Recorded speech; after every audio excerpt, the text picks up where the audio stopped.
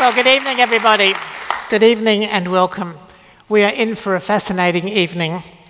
It's not every night that you can sit down with a man who has been described as one of his generation's greatest footballers and talk to him about a whole lot of topics in addition to football, and that's what we'll be doing this evening with Adam Goodes. I will introduce him in a moment. First, I would like to acknowledge the traditional owners of the land on which we meet, the Gadigal people of the Eora Nation, and pay my respects to their elders past and present. This place is, was and always will be Aboriginal land, and we thank the owners for allowing us to share it. I also want to acknowledge the significant number of Aboriginal and Torres Strait Islander people who are in the audience tonight, and especially one Wiradjuri woman who I promised could be the first in the queue to ask a question this evening. Tonight's guest, Adam Goodes, is the fifth in my series of conversations. He follows on from former Prime Minister Julia Gillard, leading environmentalist Tim Flannery, double Academy Award winner Kate Blanchett, and the Chief of the Australian Army, General David Morrison. I chose these people for my conversations not just because they're well known. I'm not interested in celebrities. I wanted to talk to people who have something to say, something that will add to the Australian story. After tonight, we will not only have got to know Adam Goodes a little better, but we will, I hope, have learnt something about ourselves. Adam Goodes is a football legend. He has played more games for the Sydney Swans than any other player. He has won 2 Brownlow medals, only one of just 14 players to do so. And among many other honours, he is a member of the AFL's Indigenous Team of the Century. Off the field, he champions people and causes that we will be talking about this evening.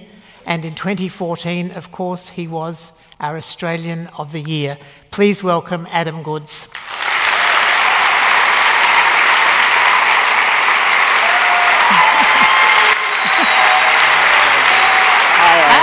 Thank you. I think they like you. I think so. Yeah.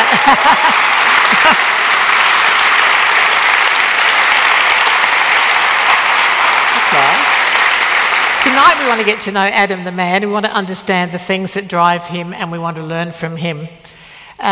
Sport, and particularly football, of course, is integral to who you are and who you've become over the past 17 years, Adam. And yet you have said, if I'm only defined by my sport, I really will have failed. Why did you say that? Yeah, I think it was very early in my career. I was at a Swans fan day, and I'm very much a people person. I love to hear people's stories, and this fan come up to me, I think I was 19, and he gave me this little quote, and I don't know why he gave it to me out of all the 40 players there. He'd always come to watch the reserves, so he got up very early to watch me in my first couple of years, and he gave me this little quote, and it's by Isaiah Thomas, who's a famous basketballer, NBA player and coach, and he said exactly that quote. If people only remember me as being a basketballer, then I've failed in life. And I thought that was a really fork moment in my life where I could have just grabbed that quote and scrunched it up and said, thanks mate, but thrown it in the bin, but I actually kept it, and it's just stuck with me my whole life that, you know, I'm very blessed to have this opportunity to be a professional athlete, but it's what I can do outside of it that's really going to define me as a person. So even though you said it when you were 19, now that you're 34, you still abide by that? Yeah, it's still part of who you are? Yeah, definitely. I think once I bought into that whole concept that, football is a small part of my life, and when I'm 19,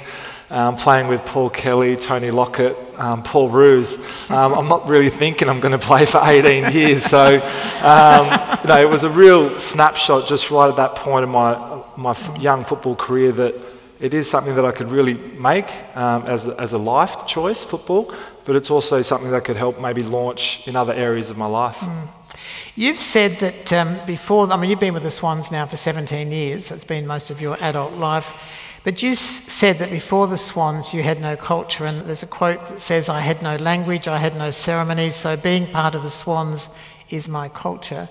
So I'm just wondering if you can explain to us what culture means in this context. Are we talking about like a framework for which you judge your life? Are we talking about stories? What exactly do you mean by culture? Yeah, I think for me, when I moved to Sydney, I knew my Aboriginal name, my tribe, Atnamatna, but I didn't have anything to back that up. We had no stories, we had no connection to land. I had no relatives outside of my mum's 9 brothers and sisters that I could actually go to and find out who we are as people. And that identity struggle that I had when I moved to Sydney, away from my family, I really had to go on a search for that. And when you're in a football club, there is a culture. It's a bit of a boys' club at times, especially when I got to the Swans, and you had to earn your stripes at that football club. The elder players didn't talk to you. They didn't talk to me until... Why wouldn't they talk to you? Oh, you've got to earn that position. This is, we're talking a long time ago, we won't talk to you until you... You got to prove yourself, you got to... On the field? On the field, at training, every session. You've got to earn the respect of those players. And for me, that was a real battle. Is that what you do now? Well, we do it, but we do it to a different level now, where we do have a culture in place. We do have a roadmap that we teach our young players what they need to do if they're going to be here at this football club for a long time. And us as leaders, we take it upon ourselves to train these young kids up pretty much to take our position. And that's definitely something that didn't happen when I started. But to go back to that point, when I did have that struggle with my identity, I wanted to do something about it. And going down to Eora TAFE and doing a diploma in Aboriginal Studies helped me on my journey to understand who I was as an Aboriginal person. And then, 12 years later than that, to find out who I was as a Atnamatna person. And that was really important for me, to find out who I was as an Aboriginal person first, because I was seen as an Aboriginal role model. I actually didn't really know what it meant to be Aboriginal when I got drafted to the Swans. So this was something that I really struggled with, and I needed to get that knowledge. I needed to have conversations and to have role models like Michael O'Loughlin, who's here tonight, and other Aboriginal players at our football team that played that father figure role for me, was really important, because I really didn't have those senior Aboriginal men in my life. This is obviously a theme of what we'll be talking about tonight, but if we can just sort of ask you another question about the two cultures. Now that you've gone back and found your people and you've been accepted into that traditional culture, you've been formally welcomed back, and as you've said, I now have a sense of who I am. So how do the two cultures, your traditional Aboriginal culture and the Swans culture, how do you see them sitting together? Yeah, quite easily. I think for a lot of Aboriginal people out there, we live our life between two different streams, whether it be a spiritual one and a Western one here. And I think for me, I actually got the confidence and the strength from my culture at the Swans to actually go on that journey, and not only go on that journey, but to become a leader and help other people go on that journey. And for me, growing up, I was very shy. I'd struggled looking people in the eyes when they were talking to me. People might find that hard to believe now, but that's exactly who I was. This is when you were 17? Yeah, this was when I was 17. I got drafted to the Swans. Those confidence levels weren't that high, and when I got to the Swans, they got knocked down a little bit more after meeting my teammates. But, forever that journey that I've been on since being at the Swans has all been about that confidence, understanding my position in the team, my position in the family, in the culture, and what my role is as an elder at the Swans now, being there for so long. It's about educating those younger players. It's about bringing them up to speed with the language that we talk in the football rooms on game day, the ceremonies that we have at the Swans, getting in a circle after a game when we win, singing that song, the induction that we do with our younger players when they first get to the club. All these things, initiations, these things are what culture is to me, and it's around that language, those ceremonies, and the things that we practice. And they're an important part of giving you, a mooring point in life, giving you something to refer to, something to guide you as you go forward?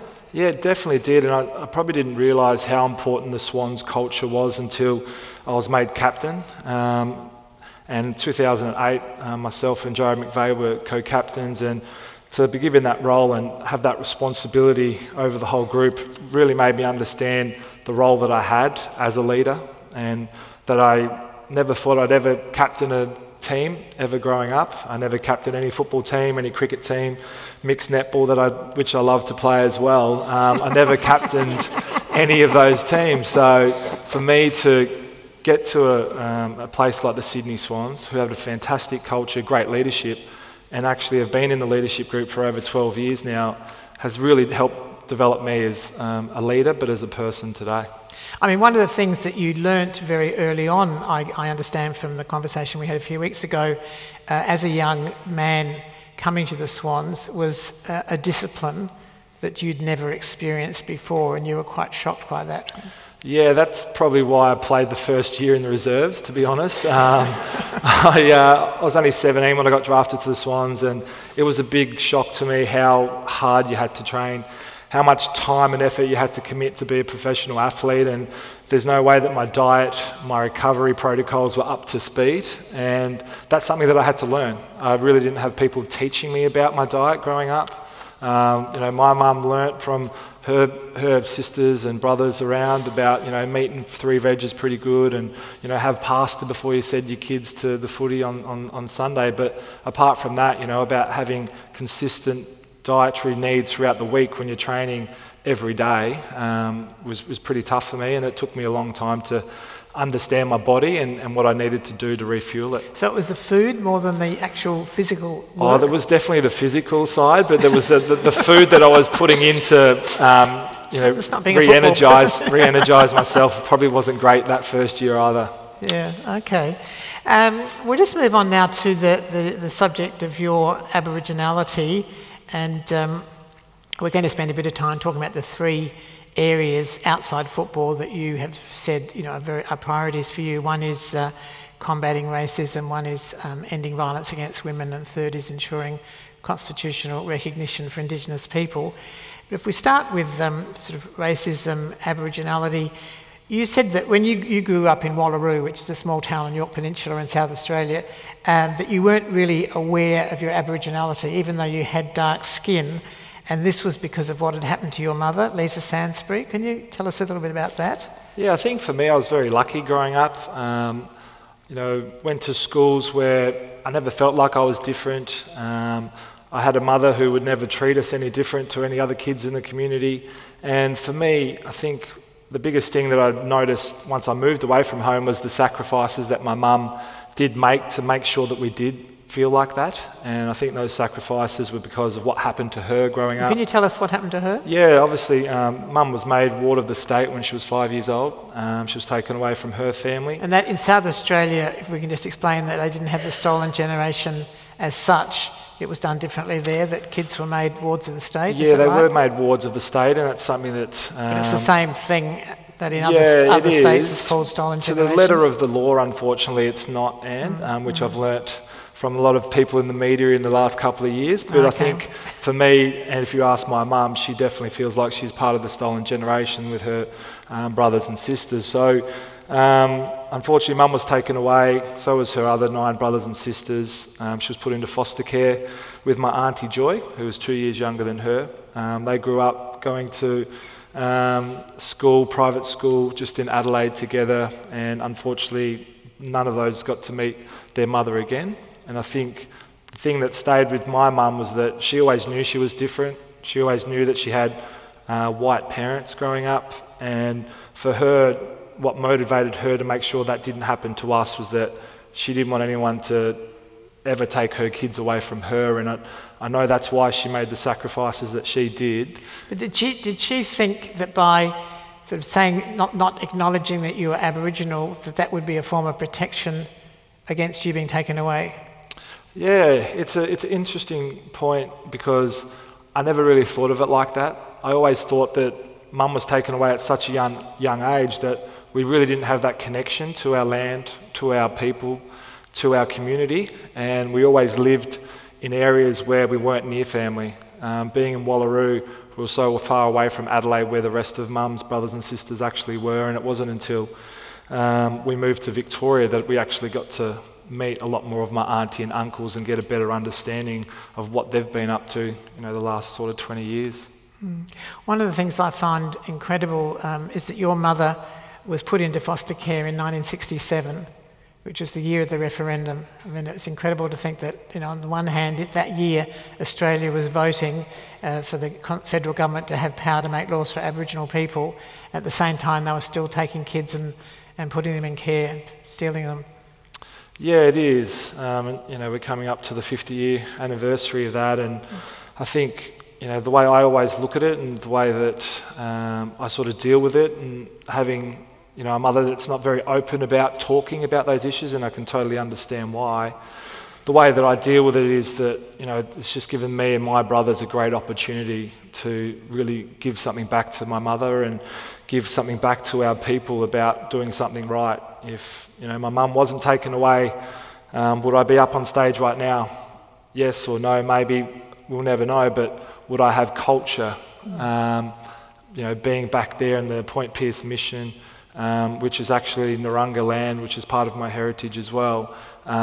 Would I had a different path in life? It's hard to know, because a lot of Aboriginal families from Point Pearce actually have some of the best families for raising Aboriginal footballers in the AFL. You have the Wanganines, the Watsons, Varcos, all these players who have come from that same spot. So one way I look at it and go, would I still be in this position today? And the other way I look at it is that, I've just got a great opportunity to really make my mum proud and make sure that she knows that the sacrifices that she made was really worth it. It's worthwhile.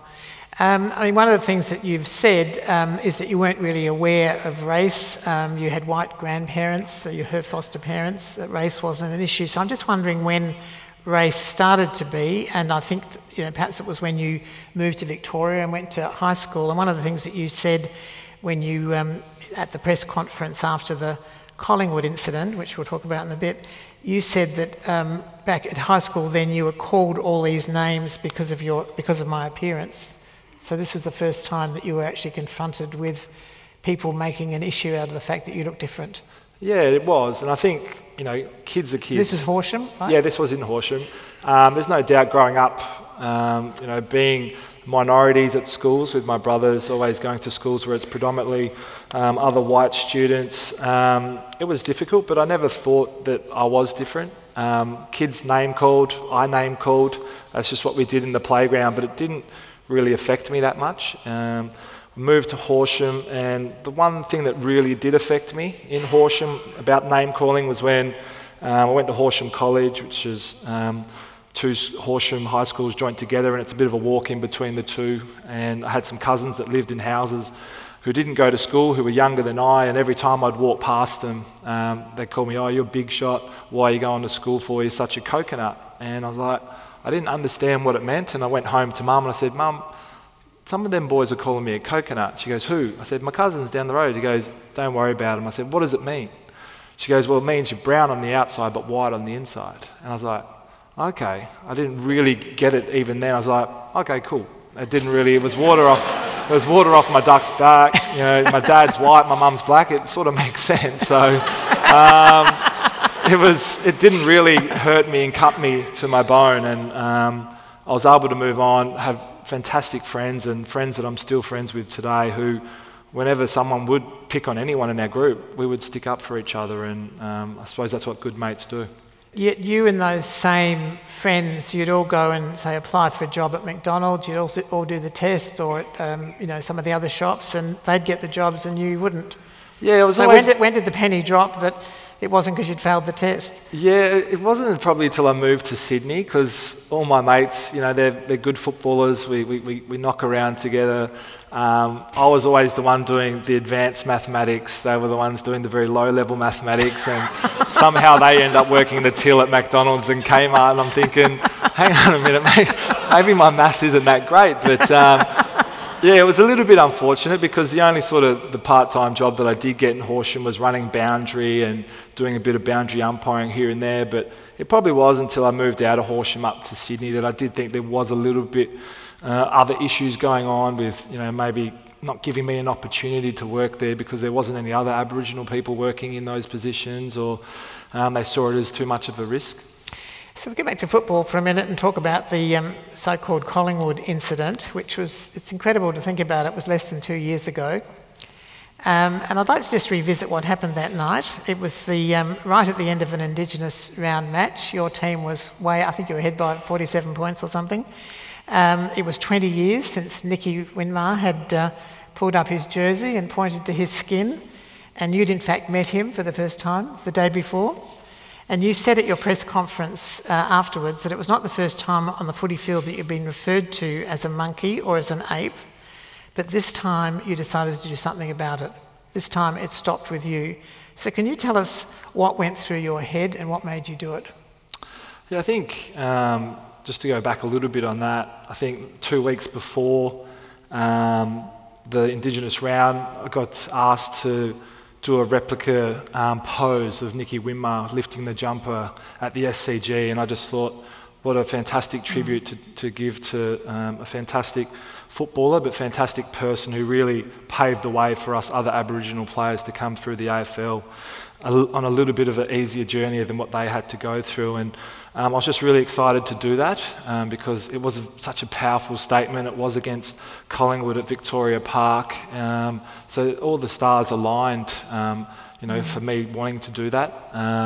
And even leading up to that, I had been doing some work for Racism It Stops With Me, and I've been an ambassador for them for a couple of years before going into that game. And I think what happens on a football field for me is so instinctive. I go out there, I put myself in a frame of mind that after all the meetings and training during the week, I just got to go out there and play, back myself in, that I know what I'm going to do under pressure. And there's no difference between what happened when me calling out that girl at the boundary line. It was an instinctive moment. It was such a proud moment for Indigenous round to represent my football club as an Aboriginal person, but we hadn't beaten Collingwood for so long. We were on the MCG and it was 47 points up, and I was just like, are you kidding me? And the most shattering thing about it was that it was such a young girl. Like, I could see her face after I turned around, and I suppose that's what hurt the most, because she had no idea what she was saying. She'd obviously heard it from other people in the crowd, and she had her moment to say that when I was close to the boundary. And it was shattering. I think, if I put that in the same situation to my cousins calling me a coconut, the journey I've been on to get to the MCG, learning about my culture, learning what it meant to be Aboriginal, actually knew what they were attacking me for by saying ape or monkey, and that is very personal. And the baggage that we carry around as Aboriginal people, it's always there. And it'd been a long time in my days on the field and off the field that someone had actually challenged me because of my race. And it hurt. And the last thing I wanted to do was keep playing football. So you walked off, didn't you? Well, I didn't. And my good mate and premiership teammate I was playing at the time, Darren Jolly, and he goes, "What's wrong?" He could just tell something was wrong. And I said, "Mate, this girl over here just called me an ape near the boundary." And he goes, which one? I said, "We've already dealt with it." And as we were talking, he goes, "You all right?" I said, "Yeah, don't worry about it, mate, don't worry." The runner came out and said, "Goodsy, come off. It's time to have a rest. It's late in the game." And as soon as I got off, I sat down for a second and then I just walked underneath and I had enough. And yet you copped a lot of flack. Yeah, unfortunately, that's what happens for people, putting their neck out there and believing in what they believe in and saying things and calling things that they need to call. Hopefully that's going to change in the future with more people doing it and coming out and saying it, because we need to encourage these conversations. We need to encourage people putting their neck out there and saying, this is what I believe in, this is what I think needs to change in our community. And do you think, you've said, racism's got no place in our industry, it's got no place in our society. I'm sure everyone in this room would agree with that. But how do you feel we're going? How do you think it's getting any better? Last year you were the Australian of the Year and you were booed during games. What's that about?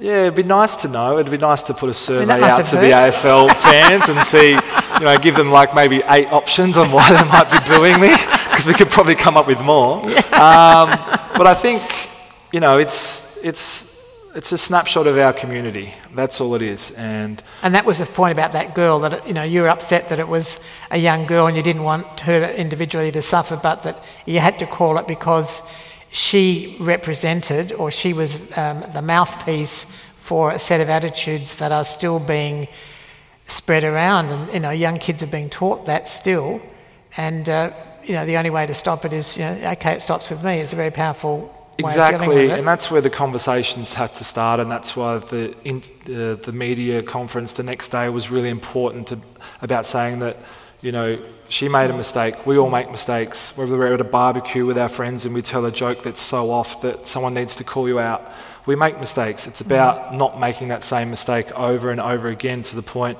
that we're actually influencing other people's ideas and influencing young minds on what they should think about minorities in this country. And when we talk about those people that are saying those things, they're a minority in this country as well. And I think we can stamp that out. They are. I do hope they are, and I think that's where my hope is, because in the last year, the amount of conversations that have happened at schools with teachers and their students and parents and their children at home, kids are on the ball, and the letters of support and letters of kids saying how proud they are for standing up for what you believe in. We are teaching our kids the right things, and these kids are going to be the next leaders of our country, and they're going to be the ones that drive these messages that hopefully that I can continue to keep on driving.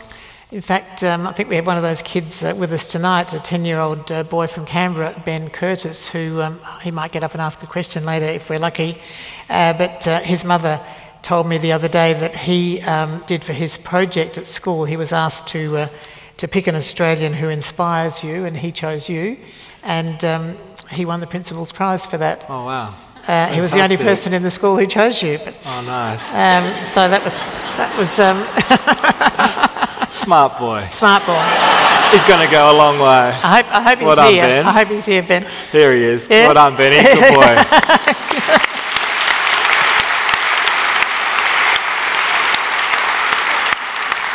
Is there still racial sledging on the field? How do you deal with it when you hear that? Yeah, there is, and it's unfortunate. We only have to look back to the Indigenous camp we had in Perth recently. We had 60 of the possible 68 of our players at the camp, which is fantastic, and it's a great opportunity as a Players Association to get us in a room and talk about the issues that are going on at clubland, at venues, and most of this on-field stuff is coming from outside of the boundary. Our players are very educated on what is right and what is not. We have players who hear things in the crowd who aren't Aboriginal, or the one being vilified, who are actually putting their hand up and going, "That's off, mate, I know exactly who you are," and they're telling security guards. And we have people here in the crowd telling security guards at games, saying, you can't say that, and then putting their necks out on the line as well. And that's how we build change. That's how we make sure that the environment that we're in, we can actually have a control over that. And it has to get worse to get better for me, because we are asking people to call people out. And the more people we call out, the more instances we are going to have of reporting of these incidences. So there has been and pushback. And pushback. For doing it. Exactly. Yeah. And the pushback has been pretty harsh, and a lot of people have written to me about that pushback, and I just write back to them saying, it takes a lot of courage to do what you did, and I thank you for doing that. Because what sort of things do they say in their letters? I think the biggest thing that people say is that they were at the game and they told this person that what they said was racist, and that person came back and said, "It's okay, I barrack for that team, he's one of my boys, I can say those sort of things," and which is just quite unbelievable in itself. But she then had no leg to stand on. I said, well, you're doing the right thing by actually questioning that person. And when they get home after that game, we hope that they might actually question their own self when they get back and go, well, maybe that was a little bit off. Maybe I shouldn't be saying those things about my own players. That's interesting. Just before I move on to the next topic, I just want to acknowledge a couple of people in the audience. I know everybody here is important, but there are a couple of people that are particularly interesting that they're here. Former Queensland Premier Anna Bligh, the Race Discrimination Commissioner, Tim Supomasan, and the President of the Human Rights Commission, Professor Gillian Triggs.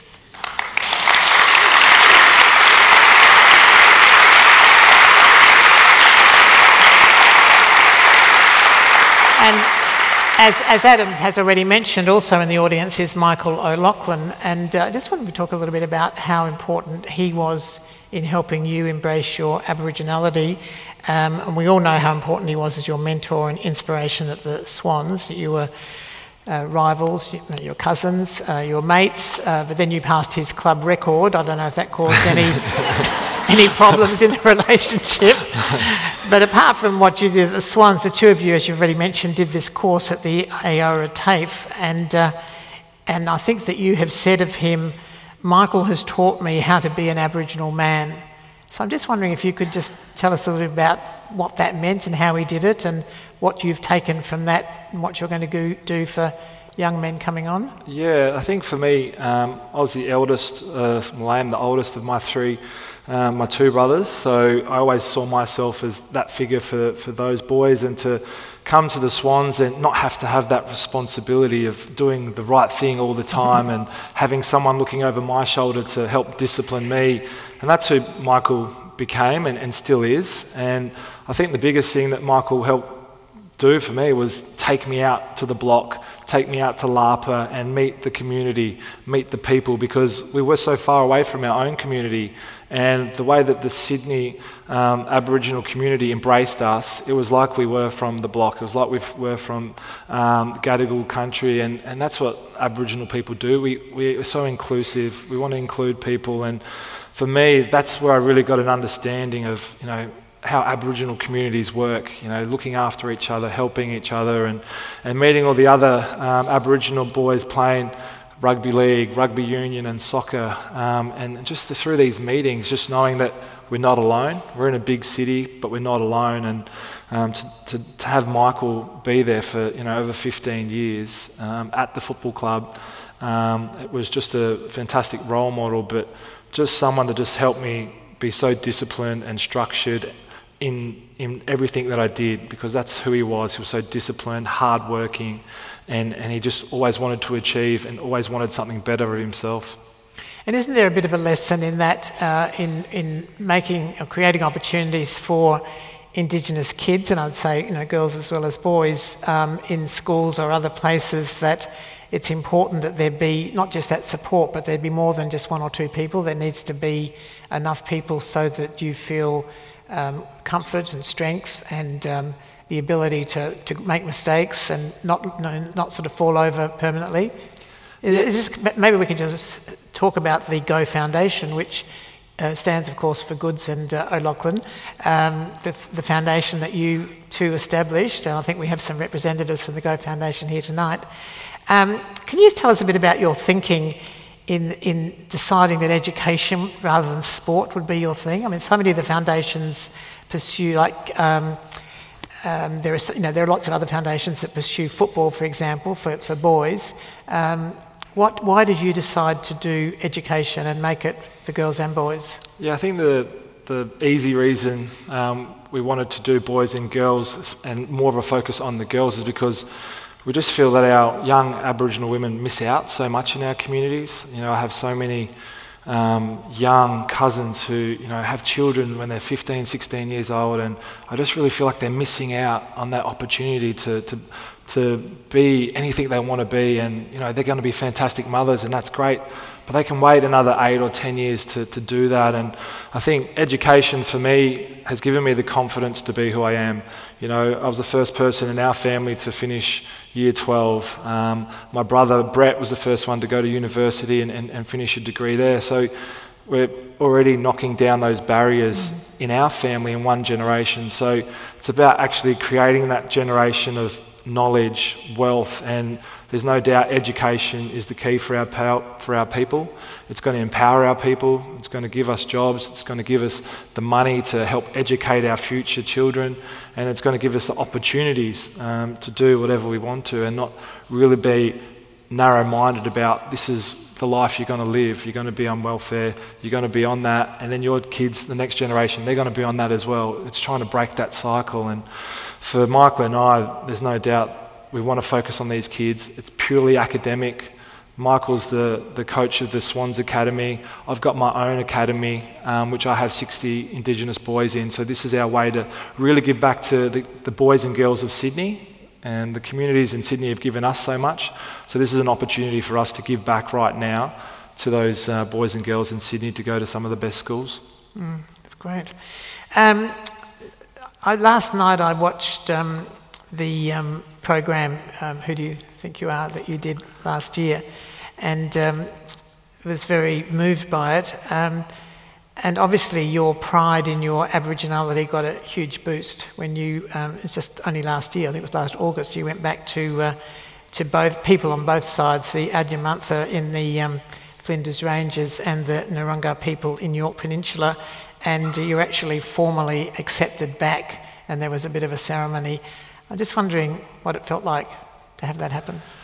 Yeah, it's something that I can't wait to go back and do without a camera and a group of people around, because I was in the moment, and Uncle Richard, he was fantastic about welcoming back and being in this ochre pit, which is just thousands upon thousands year old, and Aboriginal people would travel from the northern tips of Australia to come to this ochre pit to get their ochre, and it was just a really special moment to be accepted back in to my people. And I'm a very spiritual person, and through meditation and reading a lot of books, and to actually reconnect back to my ancestors at that place was a really special moment. And it was quite emotional, and I just really wanted to share it with my mum and my two brothers, because I feel like us as a family could get so much from that, and then to outreach that to my other aunties and uncles and the 250 nephews and nieces. And it is a special place, and at Iggawarra, where we were, what they've done to the country up there just through love and ceremony and language, the place has never looked any better. You look pretty good on television, I have to say. We'll move on now and talk about one of your other passions and causes, and that is the fight against violence against women. You're a White Ribbon ambassador, and I was wondering if you could just tell us the story about what motivated you to become involved with White Ribbon, about the meeting that you had with them at the Swans. I think it was about 10 years ago. Yeah, it was over 10 years ago. We had some people from White Ribbon come into our football club. It was around the time, unfortunately, to take everyone back there, but it's about the time where there was a lot of gang rapes going on, and there was a lot of footballers performing very badly with respect to women. And the AFL got on the front foot, and they got White Ribbon out to all the football clubs to run a respect and responsibility course and give the players an insight to what women actually think about things we say and do, whether it be in bars, whether it be on the street, whether it be we're leaving our partners at home when we go to play on an interstate game. And for me, this session really hit home with me. I actually got a little bit teary, and I couldn't understand why, and it was just that connection back to my own upbringing and what had happened there. But the thing that really hit home with me was they actually did a lot of interviews of a lot of the women who work in the AFL, at clubs, at the AFL, at venues, and a lot of the questioning was around what they do on a weekend when their roommate leaves or their boyfriend goes away for the weekend. And that was just the biggest shock, to hear them say things that they were terrified that someone would break in and rape them, that they'd go around and lock the front door, the back door, and make sure all the windows were locked. And that, for me, I couldn't understand where that came from. And at the end of the session, they asked if there's anyone in the room that wants to have a chat after this, or is actually wanting to go even further and be an ambassador for White Ribbon.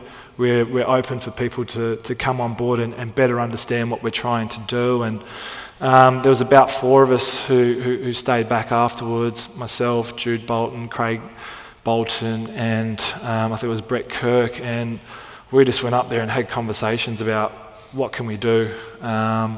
These stories aren't great. We need to raise the awareness. We need to teach our players that we don't want to be any of those people that inflict that scaredness or that emotional, I don't even know what the word is, but to have people thinking that way because they're alone, that actually scared me. So I was straight up there, I wanted to be an ambassador off the bat, and that just made me ask a lot more questions of my girlfriends and my family members, and how they felt and what experiences they had, whether it be in bars and clubs, and when they've been with partners, and it was just way too common for me. And the stories that they would open up to me about they actually quite made me sick, and I felt like I needed to do something about that. And that education has really been the forefront for me about educating us young males. And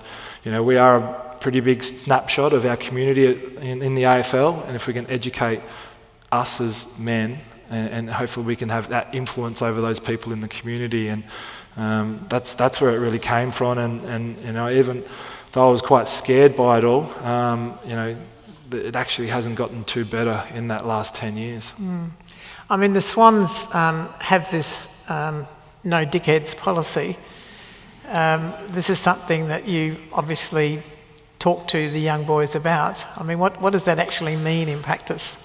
Yeah, it's not so much a no dickhead policy. Everyone sort of thought that's what we had, but we have a culture, we have a set of behaviours that that we buy into, and these set of behaviours, we live and die by those. You don't just pick and choose when you're going to be a Swans player. You're a Swans player 24/7, and we give people chances. Our first year players, when they come to the football club this year, we induct them, we show them the set of behaviours, we give them examples on what we want them to do and how to do it, and we encourage them, we support them. And when they step outside those guidelines, those behaviours, we challenge them on them.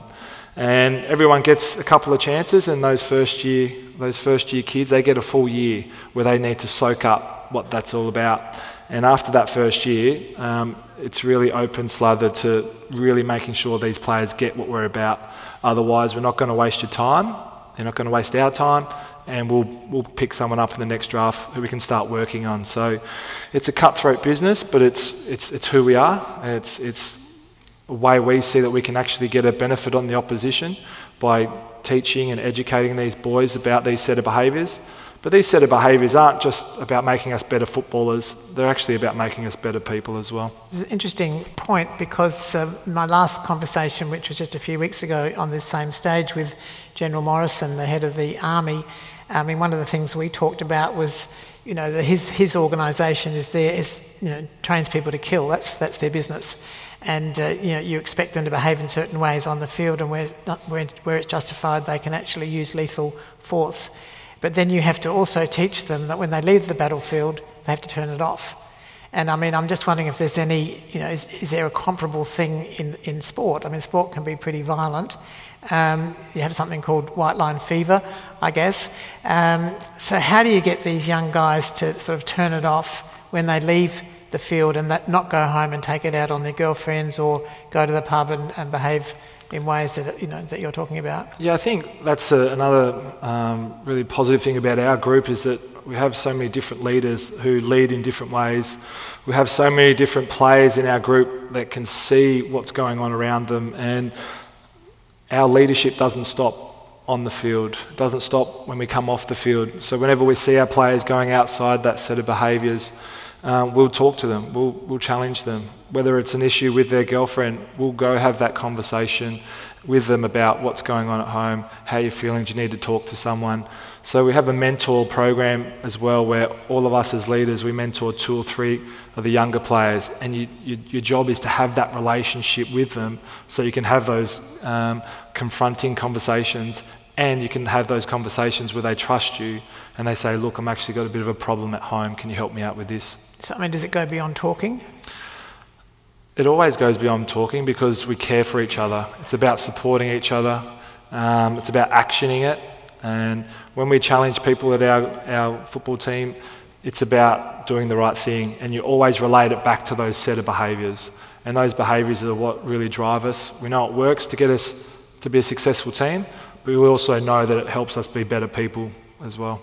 But I mean, what sort of advice are you going to give to sort of young guys about how they handle, a situation, say in the pub, where there's been a few drinks, there's a bit of shoving, a bit of, language, people are saying things. I mean, how do you talk to them and how do you teach them how to deal with situations like that without responding with, the usual biffo? Yeah, these young kids these days are a lot smarter than what we give them credit for. But before they go into the pub, they're already soaking up what you do, what they see in the football rooms. They understand who you are pretty much. And if they see something in a bar and they think, oh, that's not right, that doesn't go, they'll actually come up and challenge you. Oh, doesn't that go against our set of behaviours here? And when these kids actually see you do that over and over again, they're actually going to think that that's okay. So what our system actually does is it actually keeps us performing at a certain level ourselves, because if we don't, we're actually teaching these younger players a culture that we don't want to be part of. But I mean, we look around the world of sport and the world of football. I mean, there is an awful lot of bad behaviour. There is an awful lot of violence. I mean, are the Swans sort of the angels of the AFL and everybody else is... Definitely not. Definitely not. We'd like to think that we stop it before it gets to that point. And that's just about what we try to teach all men and all people out there, is that take care of your friends. Don't leave your friends one out in a bar when you're already going home. Drag them along with you. Make sure that you check on them, make sure they get home okay. So our system is very much designed about caring for each other, no matter where we are, whether it be on the field, in a bar, at training. Somebody said to me, talking about you, that as a man he's so gentle, but as a player he's so brutal. So I'm just wondering how we reconcile these two Adams. Yeah, I think you could get Michael up to the microphone. I was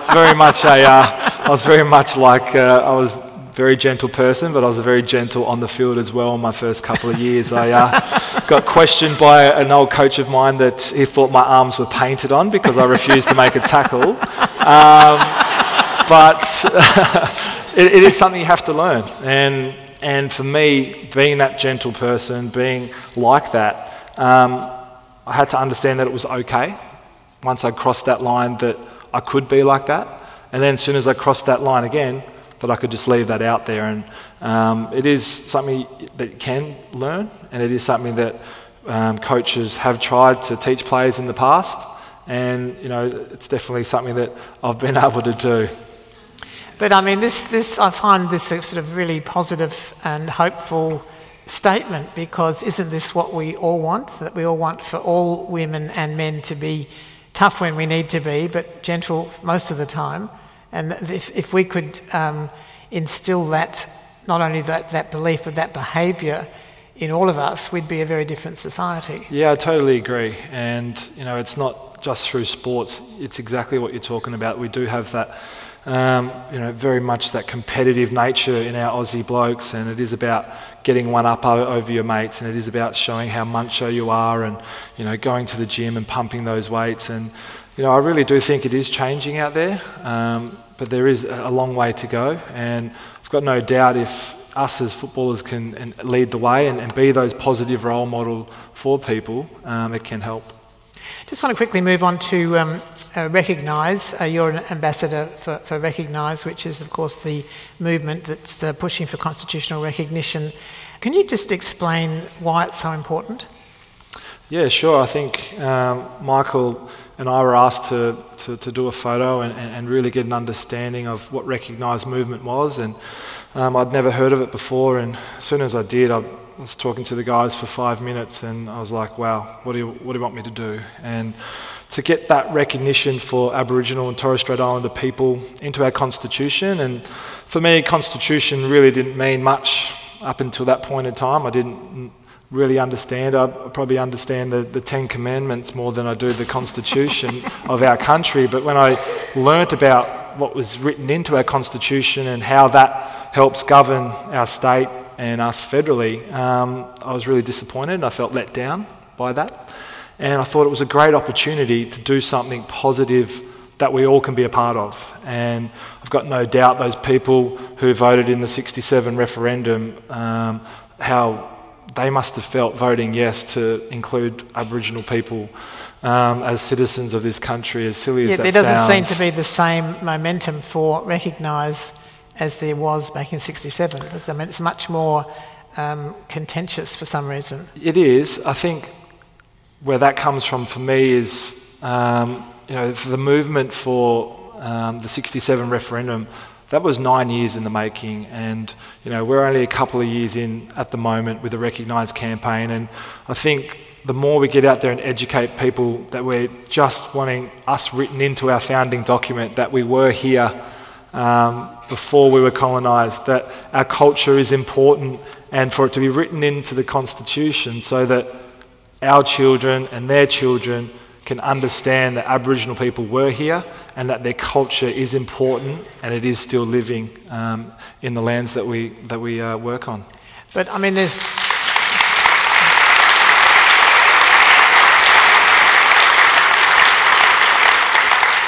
I was going to say that not all Indigenous people agree with you, and as I was telling you the other day, I was at a Welcome to Country event recently where the person who was doing the Welcome to Country dismissed Recognise as whitefella tokenism. So what do you say to that? Yeah, that's totally fine. Like, we're not all the same, us Aboriginal people. We come from over 550 different dialects, and that's okay.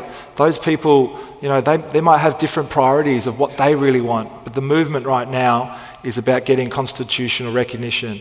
That doesn't mean when we finally get that the next movement isn't about sovereignty, it isn't about treaty, but the movement right now is the Recognise movement, and it really does have momentum.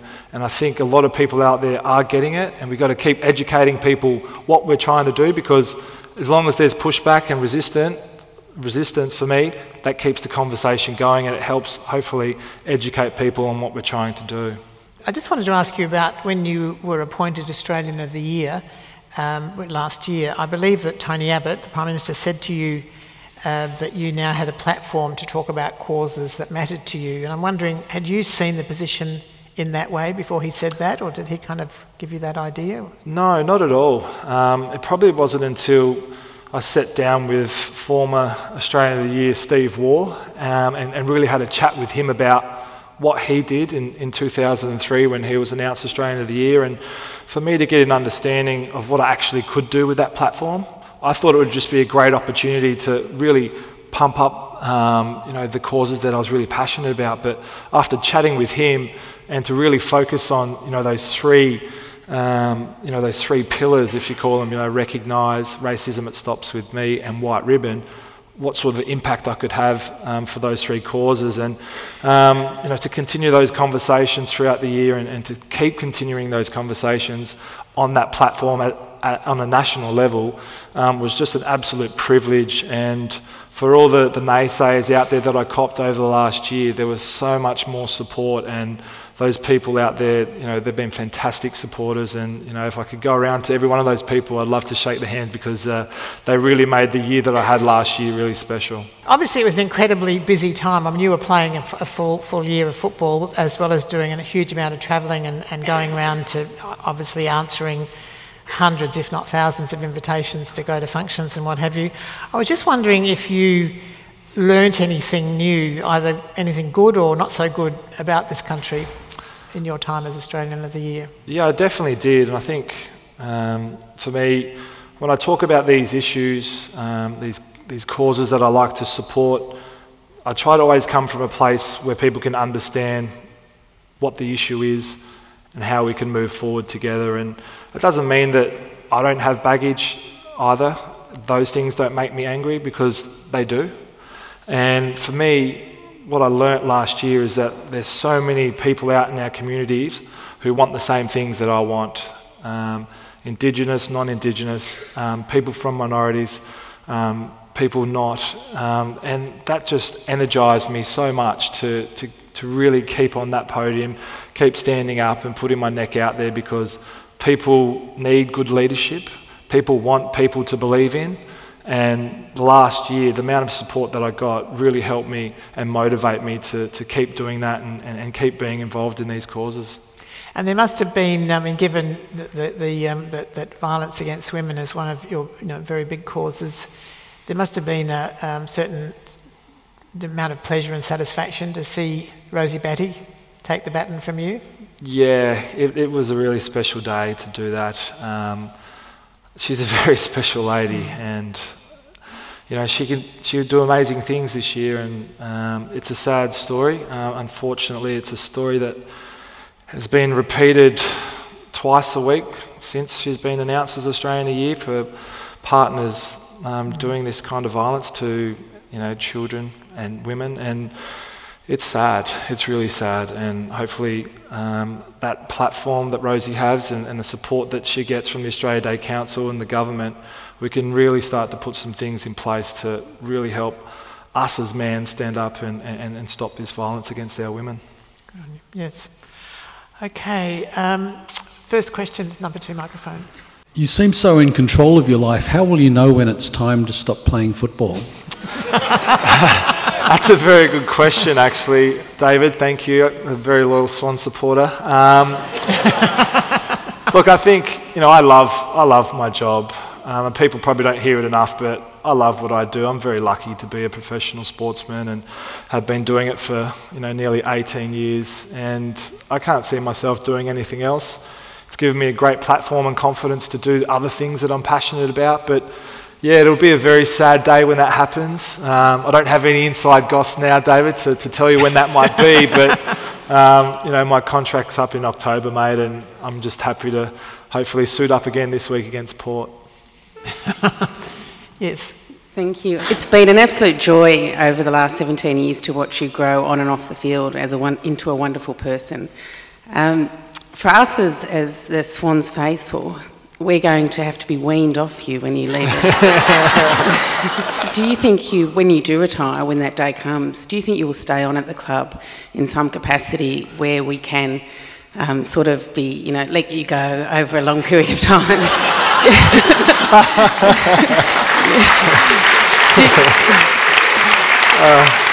Because I think we'd all love to see you as the next Sydney Swans coach. Yes.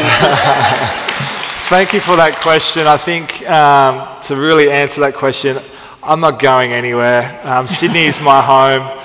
The Swans have always been my club. I won't be trying to play another year somewhere else. I won't be trying to coach any other football team in the league. I think the partnership that I have with the Swans and the Go Foundation means that I'm not going anywhere, so you can see that coming. Good news. Yes. I'm not sure whether you know of Buddy Franklin's clothing line, Nina in Pasadena. Are you familiar with it? I know of it, yes. How do you feel that brand and the images that it presents of women and the public profile that it has, having rape jokes on its Facebook page and things like that, how does that fit in with the Swans culture and having Buddy as part of the team? Because personally, as a Swans fan, I find that very distressing. Yeah, that's a very good question, and I can tell you that he's actually split from that clothing label. I actually asked him about it last year, about how his clothing label was going, and he I think the pressure and the responsibility of being at our football club might have helped with that decision. I didn't tap him on the shoulder and say, hey mate, what are you doing?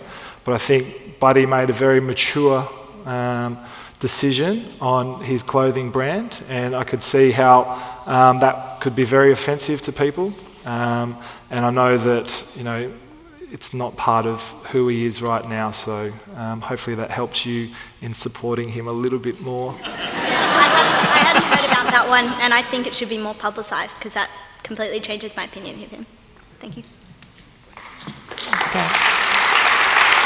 Yes. I'd like to first of all thank you for many memorable moments on the field over the last few years that I've been watching the Swans and being a fan. But more importantly, after that Collingwood incident, I'd like to thank you for alerting me to this issue with the Aboriginals not being a part of the Australian Constitution. I was absolutely shocked that we have immigration and boats issues as a bigger issue than something like that. So my question is, as an ordinary Australian, what can we do to actually make that happen as a matter of urgency? It is ridiculous that it is happening in this century that you are not a part of the Constitution. Yeah, definitely. Well, you can go to the Recognise website and you can... signed up already for newsletters? Yeah, excellent. And keep going back there and finding out if there's something happening in your community. Alert people in your community that this is a Recognise event coming on. Let's get people there. Let's go ask questions. Let's find out what the movement is about. And question your people in the street, in your family, in your workplace. Do you know what Recognise movement is? And see what happens. It's quite an interesting question to have, which I have with quite some predominantly high figures in our society, and they still don't know what the Recognise movement is. So I take it on as part of my role to help educate people that there is something going on out there. And that's about what we can do, just discuss it? Yeah, just discuss it, because once they find out what the Recognise movement is and what we're actually trying to do, keep an ear out, keep going back to the website and see where the movement's going, because it is really growing. We are getting bigger, and hopefully when we get our referendum, just vote yes. That could be another way you could help. Yes. Hi, Adam. My question is related to a man called Alastair Campbell was in Australia recently. He was the media advisor or political advisor to former British Prime Minister Tony Blair. And he was making a comment with regards to Australian politics in particular, but also I guess it applies more broadly to corporate leadership. But from a leadership perspective and from a teamwork perspective, that politics could learn a hell of a lot from sport. Some of your answers tonight and you know, the behaviour we've observed of you would seem to demonstrate that. But do you have a comment about that, and how would that actually manifest itself? Yeah, I don't think they would listen to us too much, to be honest. I think what we do in sport is very unique to that field, and I think with our leadership and our program at the Swans, I know people who are ex-Swans in this room take those same values, those same behaviours into their workplaces and be very successful in leadership roles in those areas. So I've got no doubt that there is a place for it. A lot of the corporate events that we do, and we talk about our leadership program, they sort of shake their head at it and they think, why would I teach our youngest person at our organisation on what they need to do to take my job? That just wouldn't happen in corporate Australia. So for us, it's very unique with our leadership program, but I would love to have a set of behaviours that everyone bought into, and then that could help drive us together, because you know, it would mean that we're on the same page and we're actually getting some stuff done.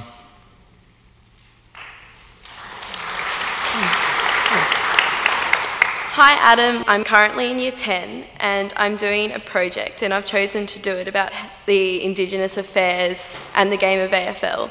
So my question to you is just, how do you believe that the game of AFL affects Indigenous communities, and how do you believe that the culture, like the Indigenous culture, and how has that affected AFL? That's a very good question. I think for me, I can only tell you the story about how football's helped me and helped change my life and the journey that I've gone on, and starting to see the other players, Indigenous players in the AFL, wanting and starting to go on that journey as well. Having our Indigenous camp over 2 months ago now in Perth, and seeing these young, smart, Aboriginal, fit men. You know, in that room we have some of our fittest Aboriginal people in that one room, and about telling them that just being a footballer, it's not good enough for us anymore. We have to be these role models. We have to be these people in our communities that people look up to, that we inspire, we motivate, because we are the fittest, we are the healthiest, we are the ones that are making such a big difference in our own families. When we succeed, we're not only helping our immediate family, but we're helping so many other people in our connected family. So I hope that answers your question. Great, thank you. Hello there. Thank you for your honesty this evening and your generosity of spirit, and thank you not only for being a change maker for First Nations Australians, but for all Australians. You mentioned family, identity and club life, amongst other things. They were discussed in Mickey O's memoir, he talked about you too, obviously. My question to you is, when will we read the Adam Goodes authorised biography? And If it's not already in the pipeline, could Dr. Anita Heiss please write it? I'm just looking at the back there. Oh, yeah, there's Malcolm. Malcolm, you just want to stand up, mate? There's, sorry, Anita, he's beaten you to it. Malcolm Knox. Well, I will... We've been I'll working write the on my unauthorised biography. Yes, we've been working on my memoirs for the last 3 years now, in the anticipation that I might retire one day and release it then. So when that happens, sorry, sister girl, but it's already taken up. Friends, so but maybe you can do like my forward or something. That would be nice. Picture book. A picture book. Picture book. Perfect. Thank you.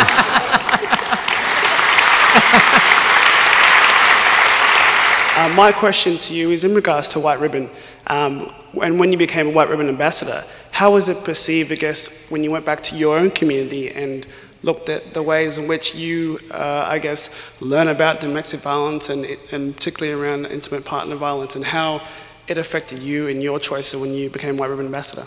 Yeah, it's a very good question, because all I wanted to do was save the world. I wanted to stop people hitting people. I wanted to stop people verbally abusing others.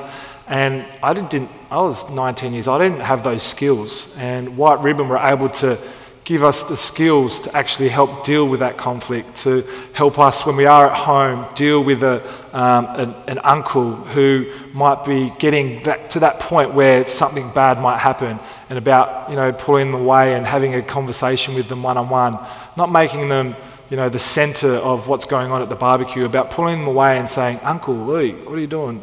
Pull your head in, don't do that, don't talk like that, don't do that to Auntie." And when you start to get those skills and get the confidence to do that, there's no doubt that's where those skills kept growing for me, and about dealing with conflict and about having those conversations with people. And there's no doubt, me being a White Ribbon ambassador has helped other people in my community do the same thing. One of the things that I thought was very interesting in the way you've talked about violence against women is obviously you have witnessed violence of various kinds within your own family. Your own mother has been subjected to various types of violence, and so. But one of the things that's very interesting, I think, about you is that you have kind of learnt to, as you talked about that first White Ribbon meeting of the Swans, you've kind of learnt to see the world through women's eyes, and it's made you very empathetic to these situations, whereas some men wouldn't be. They would kind of be turned off by it, or they'd be repelled by it, or they wouldn't know what to do, or they'd feel, helpless. And I think the fact that you have embraced this issue and you have learnt from the experiences of your own mother and your own relatives has given you insights. Would you agree with that? Yeah, I definitely do. And I think, being brought up by my mum and my 5 aunties that we sort of constantly moved around to get closer to help with that. My mum left Dad when I was 6, so I really don't have a lot of memories of what Dad was and what influence he had on us, if any. And then Mum remarried, and we were with Warren for 5 years, and that was very good when he didn't drink, but when he drank it was very bad. So for us it was about understanding those situations where they can turn to those situations that we often see. Did you feel you had to step in and protect your mother? I didn't know how to. I think one thing that I did do one night when it got a little bit hairy was I climbed out my window and there was a pay phone down the street, and I called the police, and they came and they made them be quiet so I could go back to sleep, so I could worry about going to school the next day. But that was just one thing I could do. But when you're a kid, you don't know what you can do in those situations, and unfortunately, you just deal with that. And it's not until you grow up and you understand what was actually happening that you go, well, how do we stop those situations actually happening? Mm-hmm. Yes. I'm not interested in your views on the Prime Minister's statement about choices, Indigenous choices, but I am interested in you approaching it in another direction. You've talked about discovering who you are as an Indigenous man, and I was extremely illuminated once hearing a conversation between 2 Indigenous men about the nature of the maps by which they live by. So there's country and totem and clan, all sorts of things like that. What have you learned about yourself, or at least some of the things you've learned about yourself in that kind of a way, and how does that locate you within your identity?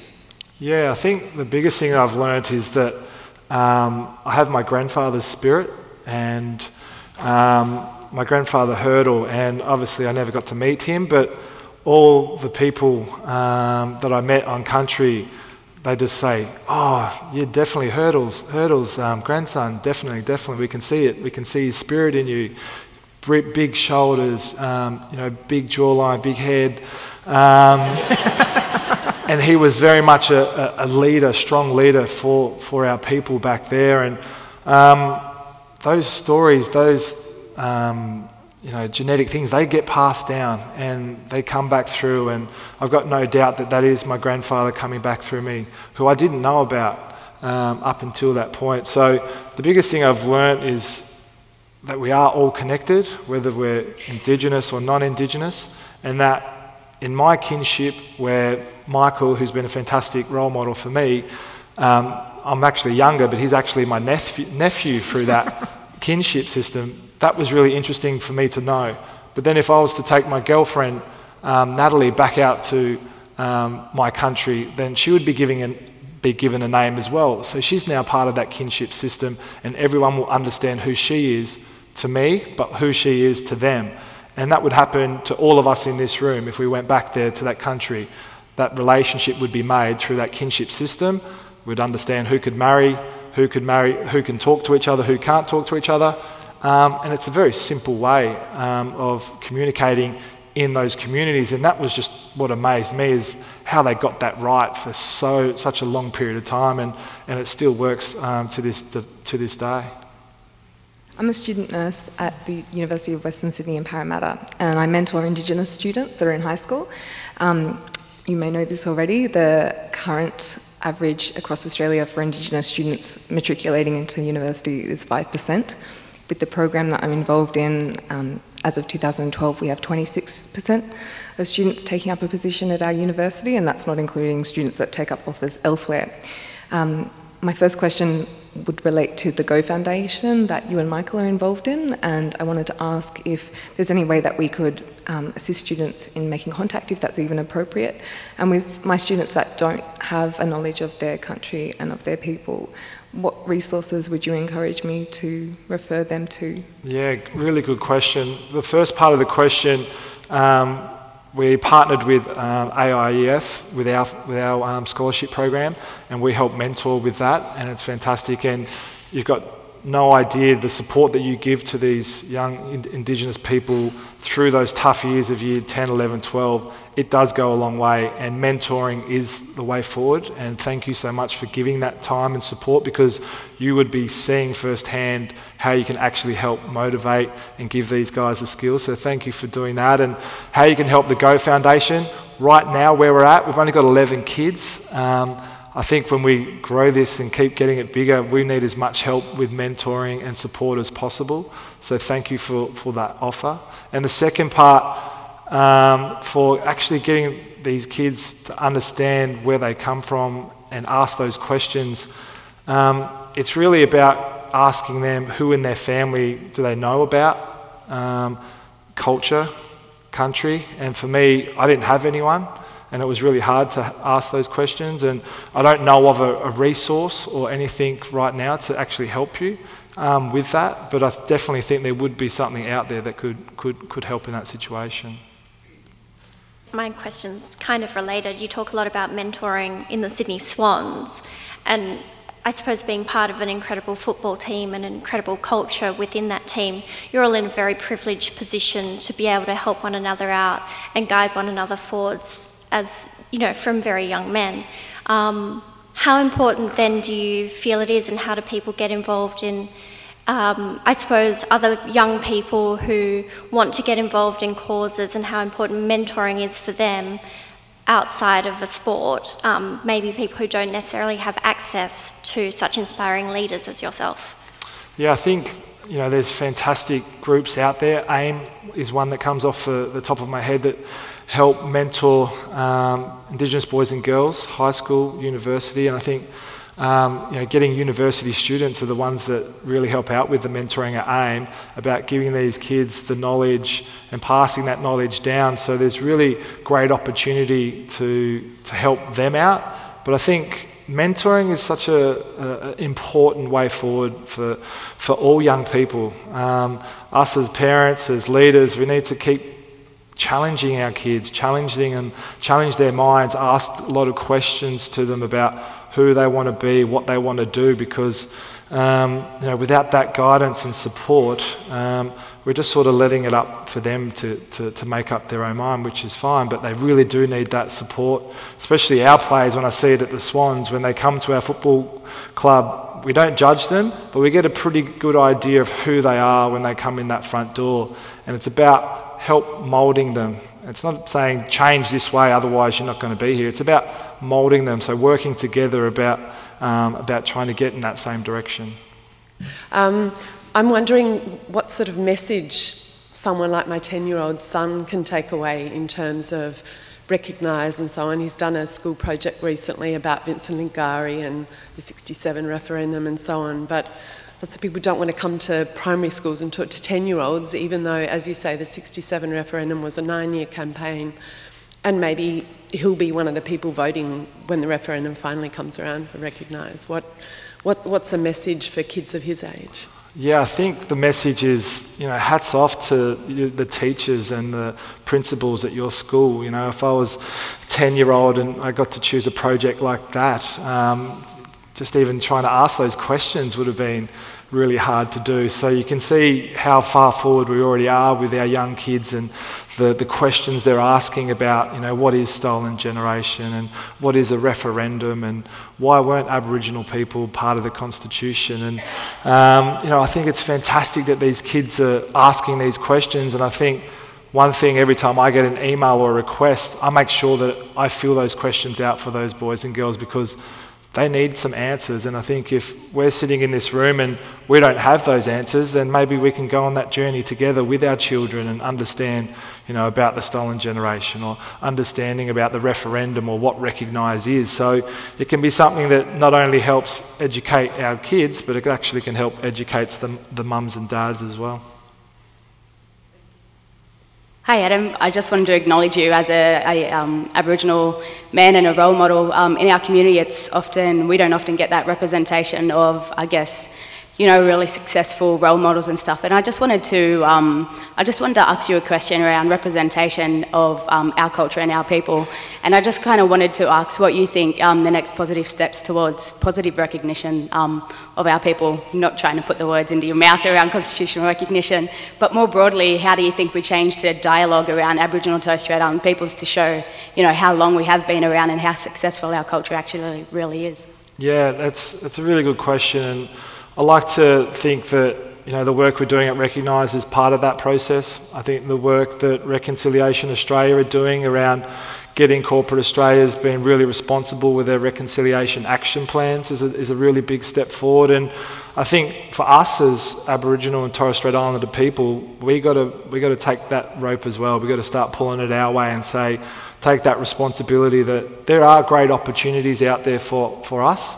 And we've got to start to take those opportunities, start to climb that chain, build our own wealth, and start to give back to our people. And that's the way forward in my mind. That's what I'm trying to do, and really trying to help motivate other people to do, because right now, for Aboriginal and Torres Strait Islander people, there's some really great opportunities for us.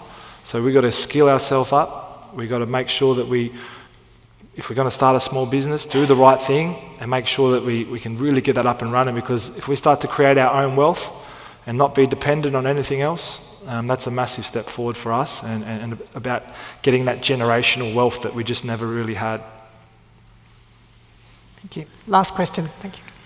I'm a photographer, as you know. I've photographed you lots of times. My question is,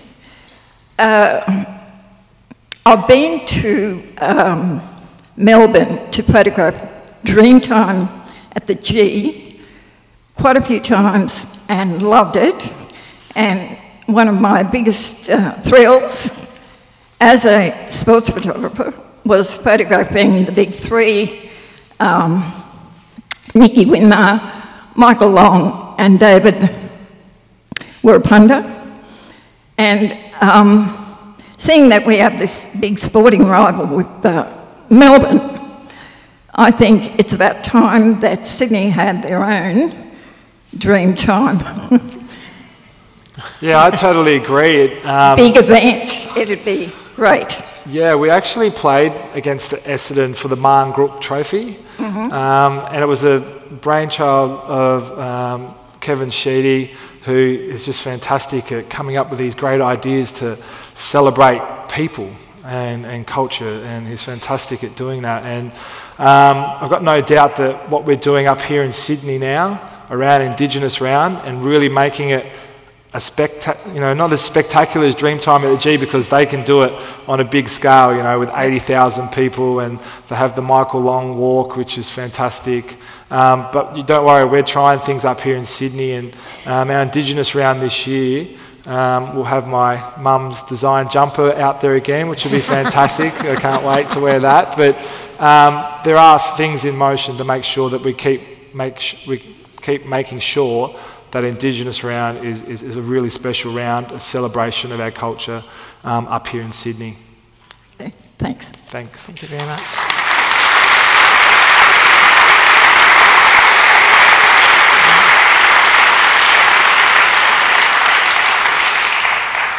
Before we wrap up and I formally thank Adam, I'd like to thank EY, Ernst & Young, for being our major sponsor this evening and for supporting what we do. I can't tell you how much I value their support. A great many other people and organisations have been involved in making tonight happen, and I want to thank them all most sincerely. These events are put on to raise funds to pay for my magazine, my digital magazine, and Summers Reports, which is free. It publishes journalism that is sane, factual and relevant. If you don't know about it, jump on Google and you'll find it. And I really want to thank Adam most sincerely for donating his time tonight on behalf of ASR to help keep us going, because quite frankly, we need the money. So I'm very grateful to Adam for giving up his time, for being here tonight, for giving us from his heart, for speaking so honestly and movingly, and I certainly learnt a lot. I'm taking away a lot, and I hope you are as well. And to thank you for your generosity, Adam, we were making a donation in your name to, guess what? The Go Foundation. Oh, wow, thank you. So please join me in thanking Adam very much. Thank you. Thanks a lot.